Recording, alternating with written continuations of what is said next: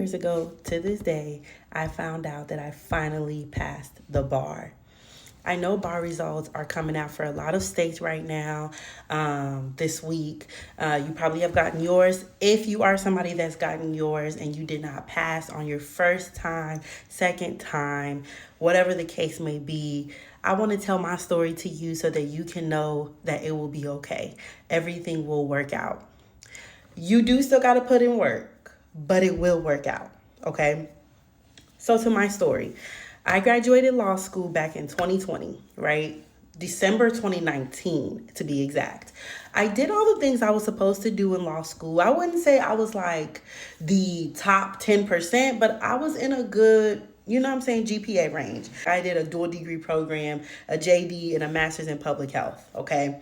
So come bar prep, right? I graduated December. I'm like, I'm going to sit for the February 2020 bar. Okay. I had been a part of an organization, a local organization that had their own bar company, bar prep company. So I got a discount. So I just went with them.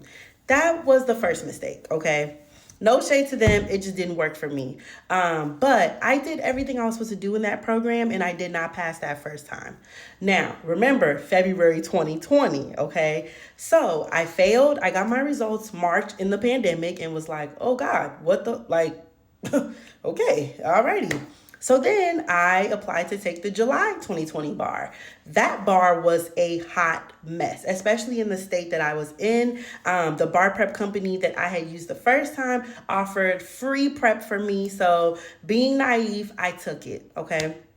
It didn't work that time. They were not prepared to prepare someone like me for that toss-up bar exam that was July 2020, okay? A lot of people cheated on that exam. Not saying I should have, but hindsight is 2020. Just kidding, just kidding.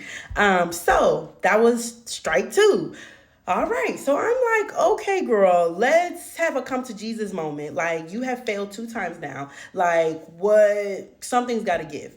So this third time I had a job, thankfully, and that just also, I want to take this moment to like let you know that there are people out there that will still hire you even though you do not have your license. I really got that job through networking through one of my internships I had done. My boss, like big boss from there, literally referred me for the role. And because I was referred, I barely had to go through like the whole hiring process. Like it was very short and sweet. You're hired. Now, my employer was very kind, paid for all my bar prep stuff. They knew my story and they really wanted me to pass. So they were like, whatever you want, we will pay for it. I got Barbary private tutoring. It is expensive.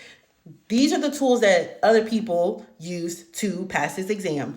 I took advantage. I took advantage of Adaptabar. I had used Adaptabar the first time, but I didn't realize I had to triple the amount of MBEs I was doing. And not just tripling the amount, but also making sure I'm learning the material from what I've missed. I had a big old bag of flashcards from every single MBE I had missed. I made flashcards. I studied them. I used critical pass flashcards as well to like layer on the studying. But I was literally like up from 12 p.m. I took my lunch from my job and I would be studying till 12 a.m. I would literally only take Saturday or Sundays off. Saturdays were test mode. If I wasn't doing a MPT, I was doing 100 MBE questions. Because at this point, babes, this is the third time. Like, I was going in. I even had reached out to my favorite professor for her to like really help me. Like, what am I missing? Okay. And she really helped me narrow down my essay writing and what I was missing. What sometimes we think is common sense. We have to write it, literally spell it out. Okay. And so with doing all that, I was also isolated from my family. I was living in Minnesota. It was just me and my man in Minnesota. He literally allowed me to like just study. Okay. Like, yeah. So I had to sort of break up with my family. I realized that now. In the moment, I didn't understand like, oh, I can study and still be at home and like helping with this, that, and the third, but it was hard for me. Okay. So being away helped a whole lot.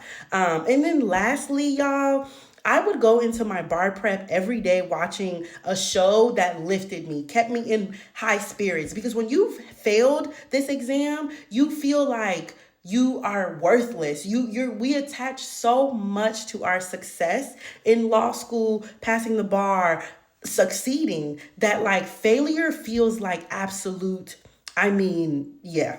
Like it was either pass the bar or, you know what I'm saying? So I really had to watch The Office. I was watching Parks and Recs, just those like goofy shows. I want to say I was watching Living Single, like Maxine Shaw, Attorney at Law. Yeah, I put her on my head. Like I'm trying to get like that. And so I finally passed. And when I tell y'all, when I took that exam, I knew I had passed. And I was so confident. I had already booked the trip to Turks and Caicos with my best friend for her birthday. And it was the best decision of my life. I had finally come to a place of like, I conquered it. I did it. So, anyways, I say all that to say it is okay. Your journey is your journey. And the craziest part about this story, I now work in bar success. I help students avoid the mistakes I made. You understand? And sometimes people are like, oh, well, if she failed the bar like twice, like who is she to be teaching people? I think I know a thing or two about the exam. So, anyways, congratulations to those that passed. I'm so incredibly happy for you. To those that did not, this is not the end of the road. It's not the end of your story. It's not even it should not be this big dark thing. It happens. It's okay. You are still that girl, that person. You understand? You still are, okay?